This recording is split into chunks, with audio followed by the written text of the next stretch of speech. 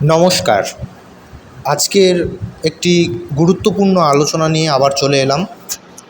আজকের ভক্তিমার্গে আলোচনা নয়, এই আলোচনাটি আমাদের সনাতন ধর্মের, আমাদের এই যে বৈচিত্র্য যে ধর্ম, সেই ধর্মের মধ্যে আমরা যে সমস্ত প্রকৃত সন্ন্যাসী এবং অবধূতকে দেখতে পাই, কিংবা তন্ত্র আচার্যদের দেখতে পাই,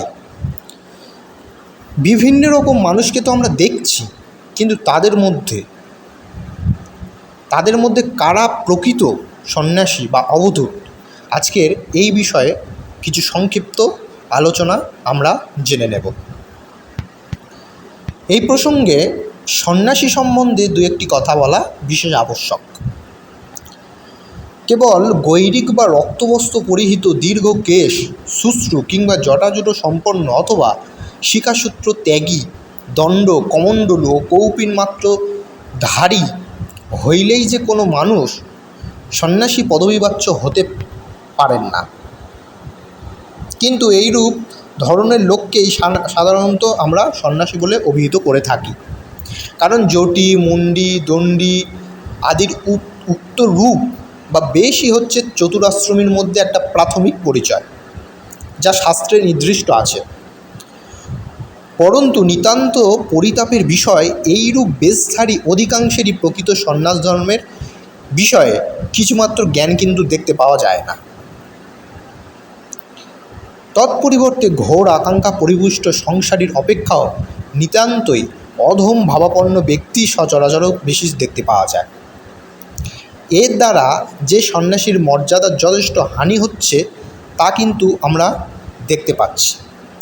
সংসারী হও বা সংসারের মধ্যে 5 জনের একজন হয়েও নির্লিপ্তভাবে থাকুন, অথবা পূর্বোক্ত রূপ পরিচ্ছেদাদি পরিহিত হয়ে একান্তবাসী হও, যিনি সম্পূর্ণরূপে কিংবা যতদূর সম্ভব কামনা পরিবর্জন করিতে পেরেছেন, তিনি সেই অনুপাতে তত উচ্চ বা উচ্চতর সন্ন্যাসী বা অবধূত পদবিবাচ্য হয়ে থাকেন।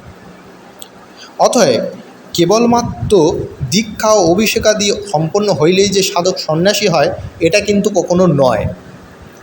কারণ তাকে সংস্কারকে মেনে চলতে হবে। সনাতন ধর্মের যে শাস্ত্রে যে নির্দিষ্ট যে বিধি নিয়মগুলো রয়েছে, যে ভক্তির পদ রয়েছে, সেইগুলোকে দেখতে হবে যে সেগুলো সে মেনে চলতে পারছে কি না।